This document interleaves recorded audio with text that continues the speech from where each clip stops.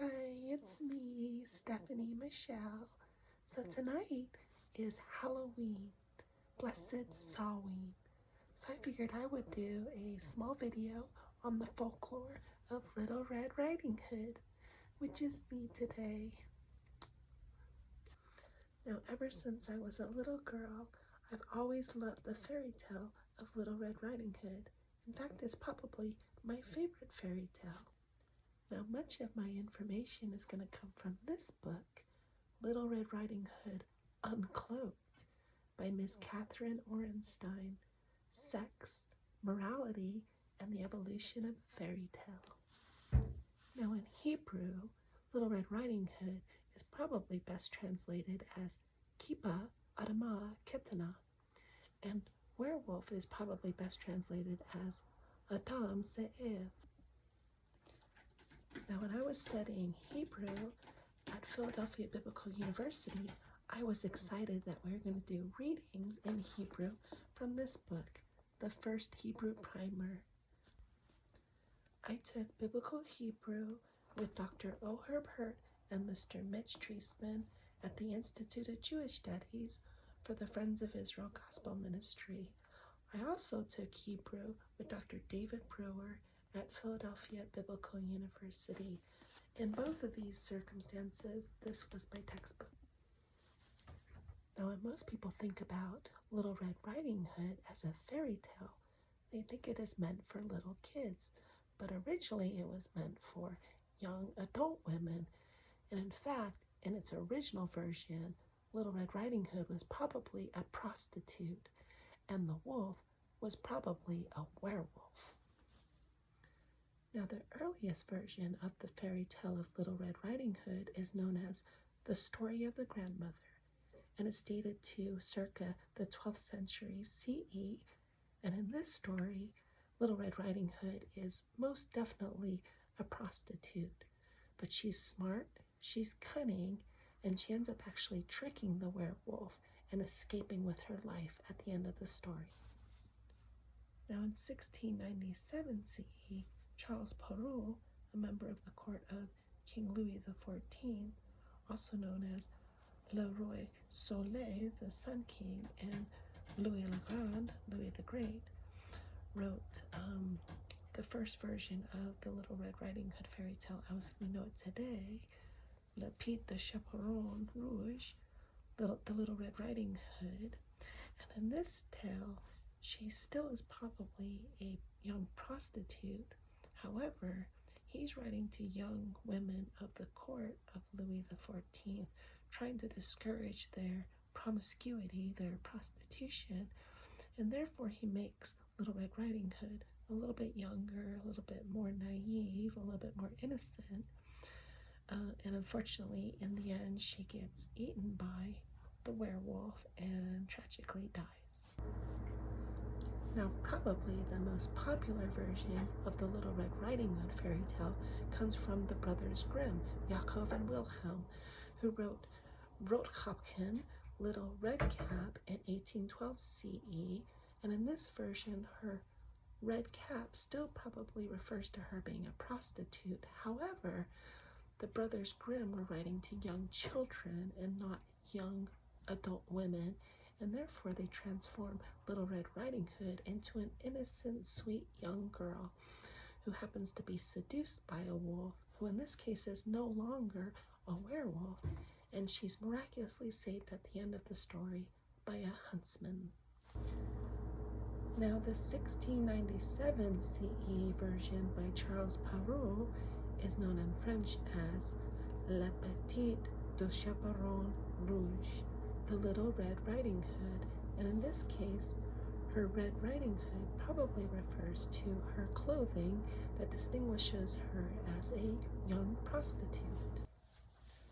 Now, during the Middle Ages, prostitutes were often required to wear distinctive clothing. For instance, in Zurich, prostitutes were required to wear a red hood or a red cap, just like in the story of Little Red Riding Hood. However, in other places, the garment of prostitution often included a striped hood of red and black, as well as a cloak of yellow or a cloak of white with a yellow badge with an H printed on it, signifying a harlot. Now, as I mentioned before, in the original story of Little Red Riding Hood, the wolf was probably considered to be a werewolf, referred to variously as a joule, a werewolf, as a bit, a beast, and as a loup-garou, or a wolf demon or monster. This, of course, ties the Little Red Riding Hood story closely to the witch trials, which were often closely linked with superstitions about werewolves and vampires. Now, the first of these witch trials involving werewolf accusations was that of the Valais witch trials of 1428 CE, which were best documented by Johann Freund of Luzern, where he mentioned that the witches were using flying ointment, where they were traveling allegedly to a witch's Sabbath, where they allegedly performed a pact with the devil, where they would kiss the bare buttocks of the devil as either like a goat or some sort of animal, and where allegedly some of these witches would magically, through sorcery, transform into werewolves, and they would commit acts of cannibalism. Perhaps the most infamous of the werewolf trials was that of Peter Strube in 1589 CE, where he was tortured and eventually executed along with his daughter and his mistress. Now, regarding Peter Strube, it's difficult to determine whether or not he was actually a serial killer or whether or not this is just superstitious slander. However, the accusations were that he obtained a girdle, a belt, that would transform him into a werewolf, and he would murder children and commit acts of cannibalism by eating them. Allegedly, he also had sex with a succubus, where he was living with a mistress named Catherine, and also allegedly he committed incest with his daughter Sybil, and his mistress Catherine and his daughter Sybil were also executed along with him, where after his death, after he was put on a rack and stretched, they impaled him and stuck a wolf's head on the top of the pale after he was beheaded. So basically they took off his head and put a wolf's head as a warning to others not to get involved in lycanthropy. Now, in regards to it being Halloween, Samhain today, Peter Strube was executed significantly perhaps on the 31st of October of 1589 CE. Now, besides Peter Strube, there were also a few incidents of alleged werewolves in France itself, including Jacques Roulet of Angers, France, in the 16th century CE, the Gardien family, also in France in the 16th century CE, and they were also accused of lycanthropy and cannibalism. And perhaps more famously, you have one, Nicolas Damon, Now again, it's possible that Nicholas Damon was actually a serial killer, but it's also possible historically that this is just superstitious slander. Another infamous French werewolf was Gael Garnier of Dole, who was executed on January 18th, 1573 CE. He was known both as the Hermit of Saint Bonnet and also as the Werewolf of Dole. And he was also accused of kidnapping, sexually abusing, and then cannibalizing, eating young children, allegedly 2 young girls and 2 young boys. He claimed that a specter gave him a magical anointment which allowed him to transform into a werewolf, and he was burned at the stake. Now, there's also the case of Hans the Werewolf of Livonia in 1651 CE. He claimed that he actually felt himself to be a werewolf when he was transmutated and would commit acts of cannibalism, and that he was given the body of a wolf by a strange man in black, which the authorities presumed was a reference to Satan. Now, these alleged trials of werewolves undoubtedly influence the fairy tale of Little Red Riding Hood, especially the werewolf in the story, who later became just a talking wolf. Now, by the time of Charles Perrault in the court of King Louis XV, these tales about werewolves were starting to be doubted by the rationality of the Enlightenment. Now, Louis XIV's successor, Louis XV of France, experienced a horrible tragedy where between 100 to 200 people allegedly were murdered by a werewolf, maybe 2 werewolves.